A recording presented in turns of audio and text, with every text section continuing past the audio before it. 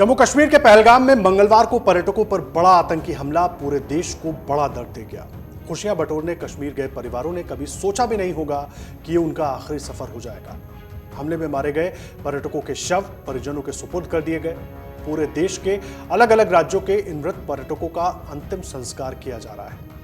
इस बीच प्रधानमंत्री नरेंद्र मोदी ने बिहार से आतंकियों को सख्त संदेश दिया है।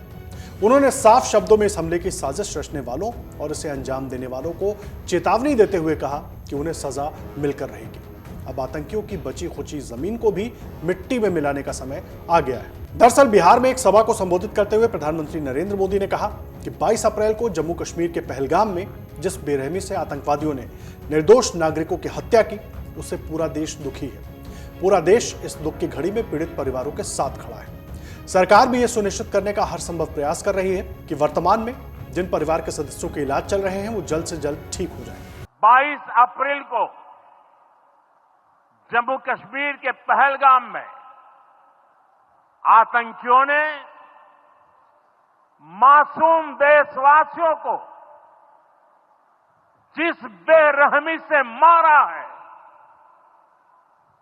उससे पूरा देश व्यथित है। कोटि कोटि देशवासी दुखी हैं।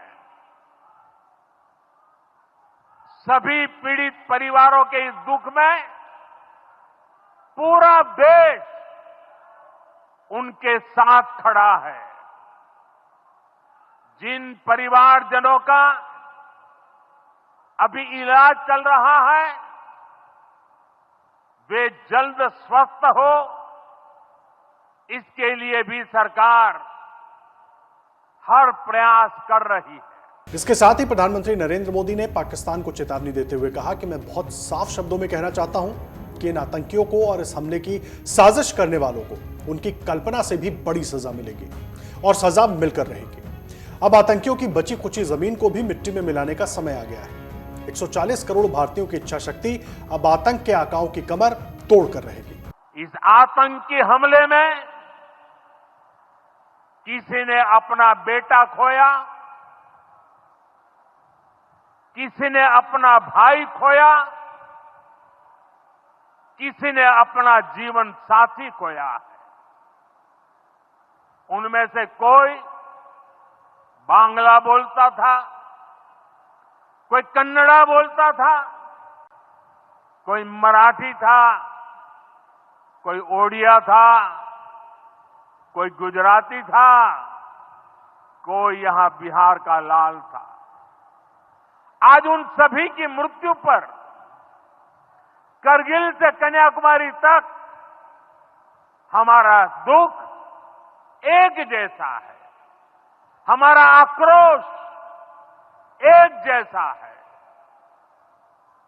ये हमला सिर्फ निहत्थे पर्यटकों पर नहीं हुआ है। देश के दुश्मनों ने भारत की आत्मा पर हमला करने का दुस्साहस किया है। मैं बहुत स्पष्ट शब्दों में कहना चाहता हूं, जिन्होंने ये हमला किया है, उन आतंकियों को और इस हमले की साजिश रचने वालों को उनकी कल्पना से भी बड़ी सजा मिलेगी। सजा मिलकर के रहेगी।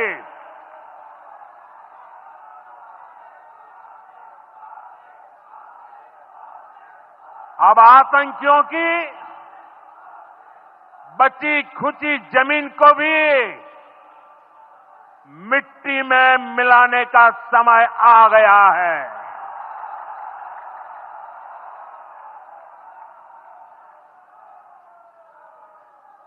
एक सौ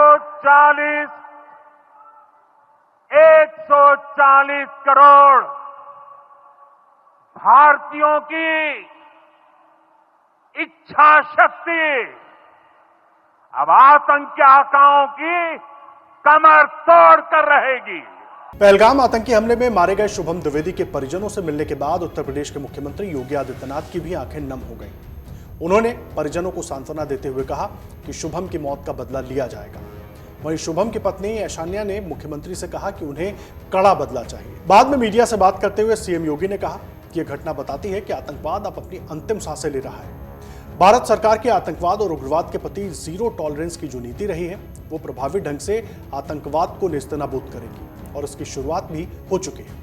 यह पहलगांव का आतंकी हमला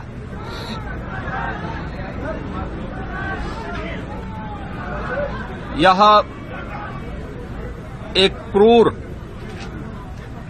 बीभत्स,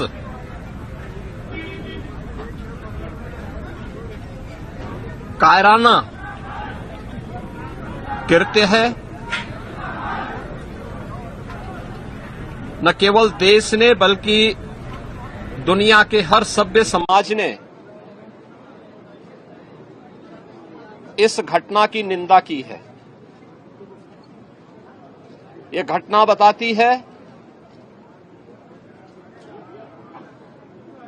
कि आतंकवाद अब अपनी अंतिम श्वास ले रहा है। निर्दोष पर्यटकों पर हमला जाति और धर्म पूछ करके बहन बेटियों के सामने उनके सिंदूर को उजाड़ा जाए, यह कोई सभ्य समाज स्वीकार नहीं कर सकता। और खास तौर पर भारत के अंदर यह कतई स्वीकार्य नहीं है।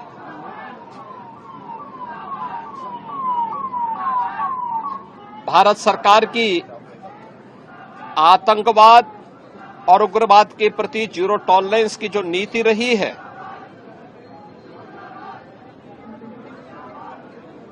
वह